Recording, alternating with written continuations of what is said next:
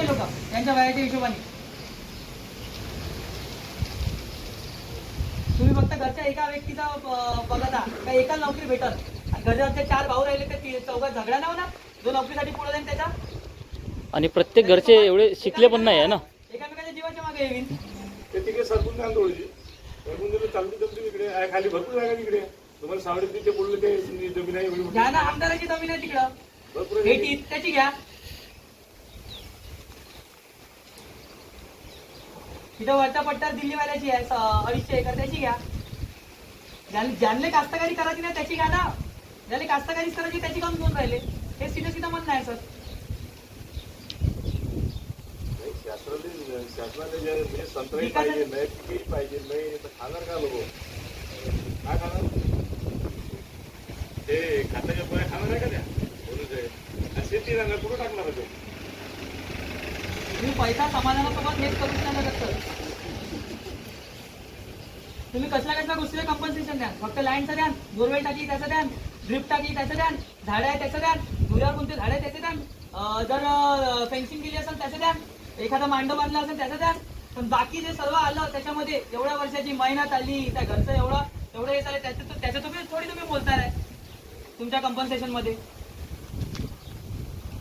त्याचं कसं तुम्ही हे करा. हे कोणत्या आधारे तुम्ही मोजा, कोणत्या लॉच्या अंडर मोजा. ह्या सर्व गोष्टी तुम्ही मागे 2 गावात तेच सांगितलंय. ह्या सर्व तुमची त्या जमिनीची भावनिक जवळीक आहे हे मला मान्य आहे. पण काही गोष्टीचा पुढे जाऊन आपल्याला विचार करायचा असतो. तुम्ही मांडा ना सर का इथून पुरा. हां पुढचा विचार आहे आमचा. तुम्ही मांडा इथून का इथून अशी मीटिंग झाली तर सगळे नकार आहे बा असं तुम्ही मांडा ना समोर. तुम्ही मांडू शकता समोर. या सर ठीक आहे.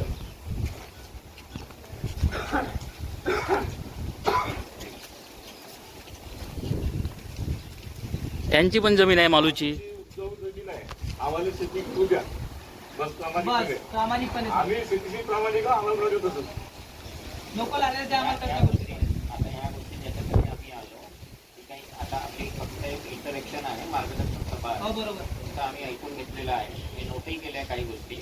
जेव्हा वैयक्तिक नोटीस येते तेव्हा तुम्ही आमच्याकडे येऊन द्या. ठीक आहे.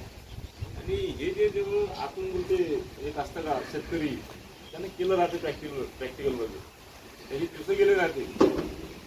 आमचा आवाज वाढला म्हणजे हे नको समजा सर की त्या आमचा गोष्टी ते संबंध जुळले राहते आणि ते जुळलेले संबंध तोडण्याचा प्रयत्न करतात. ह्या सगळं पुन्हा बेकार प्रश्न आहे. आम्हाला पैसे शासन पैसे देणार आहे ते चॉकलेट आहे. हे किती चालणार आहे तुमच्या मला किती पुरणार आहे संपणार आहे एक दिवस. जमीन राहीन तरी सर पण पैसा नाही राहणार आहे त्याच्यामध्ये.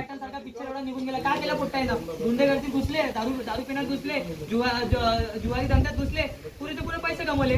4 वर्षा पहिले गाडी ज्या घेतल्या त्याच्यावर गवऱ्या मांडून राहिले, कपडे वाढून राहिले त्या गाडीवर. डिझेल टाकायला पैसा नाही आज त्याच्याजवळ. एवढे दिवस आता ड्युटी ऐकून राहिले तर काय आलं तिथे तुम्हाला माहिती आहे, तुम्हाला आम्हाला फायदे पटून घेण्यापेक्षा हेच पहिली पुढचा मार्ग नाही का तुम्ही बाकी कुठे हस्तांतरण केलेल्या जमिनी त्याचे का हाल झाले ते प्रॅक्टिकली माहित आहे तुम्हाला. आता कसं आहे तुम्ही शासनात आले तुम्हाला जेवढं सांगितलं तेवढं काम करत लागणार आहे. आज तुम्ही आमच्या जमिनी घेतल्या, बाजूच्या जमिनीचे भाव दुप्पट टिप्पट होते. खरंच तुमच्या पैशात ते जमीन घेणं होणार आहे का. आम्हाला कुठेतरी दूर जाऊन द्यायला लागेल. म्हणजे राहणं इथं कास्तकारी तिथे जाऊन करणार आहे का.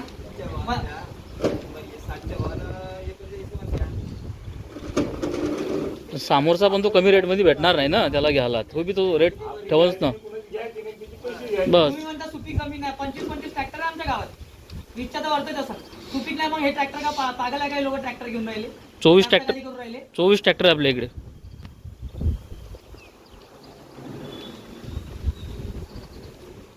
आणि प्रत्येक घरचे मुलं काही शिकलेले नाही आहे ना, ते शेतीच करणार आहे काही. मग कंपनी आली बी, जॉब भेटला बी. सर्व शिकलेले आहे. फक्त आता तुम्ही पुढच्या पिढीचा विचार करा. ठीक आहे, तुम्ही BSc एग्री आहात, शेतीमध्ये बिझनेस करताय. बाकीच्या सर्वच गोष्टी अशा सर्वच माणसं असं करत नाही ना. तुम्हाला रोजगार पण पाहिजे.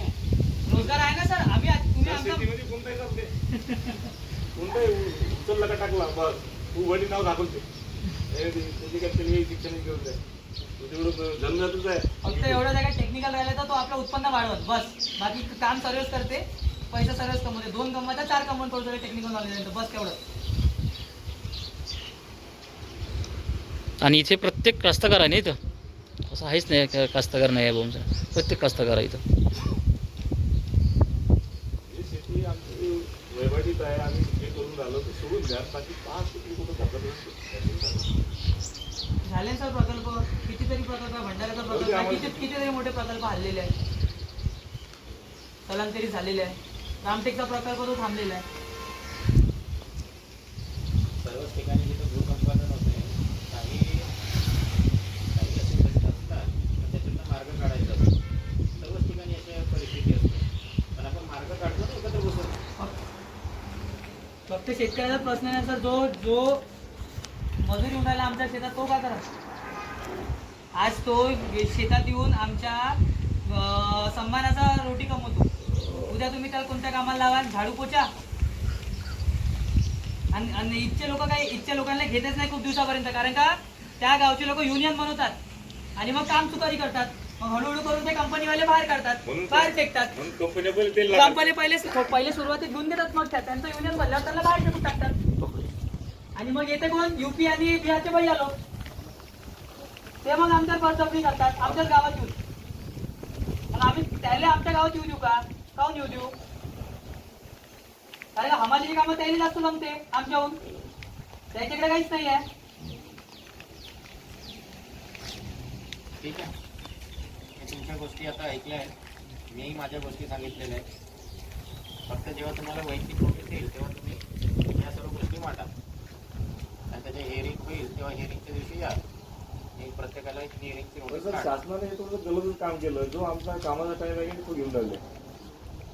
महत्वाची गोष्ट आहे की ह्या तर दुर्भाग्य समजतो. आम्हाला शेती करून द्यायची इच्छा नाही शासनाची. काही गोष्टी अशा असतात ना आपल्याला बाध्य असतात. आम्हाला आता सर्वच गोष्टी तुम्ही म्हणणार की आम्ही सर्वच गोष्टी म्हणजे आपला सर्व वेळ सदुपयोग करू, तर ते करू शकता आपण. पण या एखादं महत्वाचं काम असलं, तुम्ही आजारी झाले तरी शेतात जाता का, दवाखान्यात नाही जात का? आता हे अशी समजायची परिस्थिती. तुम्हाला दररोज आम्ही इथे बोलवणार आहोत का? तुम्हाला दररोज तिथे येण्याची गरज आहे का?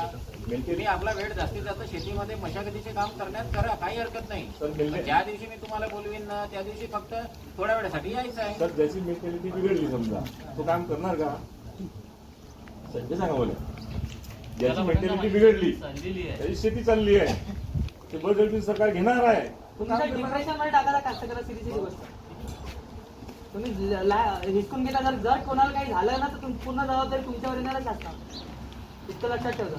त्या दिवशी आमच्या इथं एक कास्तर टॅक्नो मधून त्याची पूर्ण शेती चालली.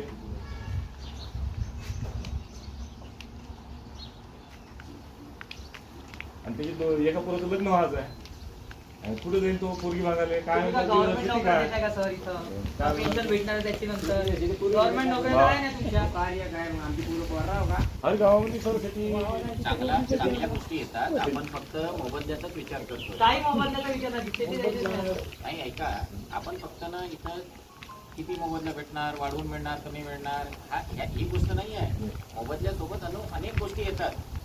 तुम्हाला फक्त आता हुशार आहे, आता सर्वच माहिती आहे कशाचा मोबदला भेटणार आहे म्हणून. मोबदल्याचा विषय नाही ना. मी तेच म्हणतोय, फक्त तुम्ही मोबदल्याचाच विचार करताय. पण ह्या सर्व गोष्टी बाकीच्या आल्यानंतर इथला रोजगार वाढेल, तुमच्या जमिनीच्या किमती वाढतील, त्याचा विचार नाही करत आहात. सॉरी टू से दिस, आमच्या तोंडात शब्द टाका नको. आमच्या तोंडात तुम्ही शब्द टाका नको, सॉरी फॉर दिस. पण तुम्ही आमच्या तोंडात शब्द नको. मोबदला विषय नाही, एकच विषय आम्ही द्यायची नाही.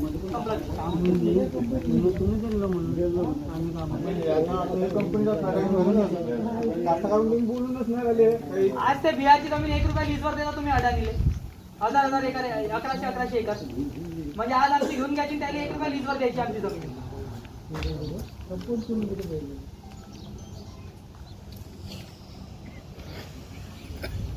ठीक आहे, संपवायचं. सर विचार करा सर.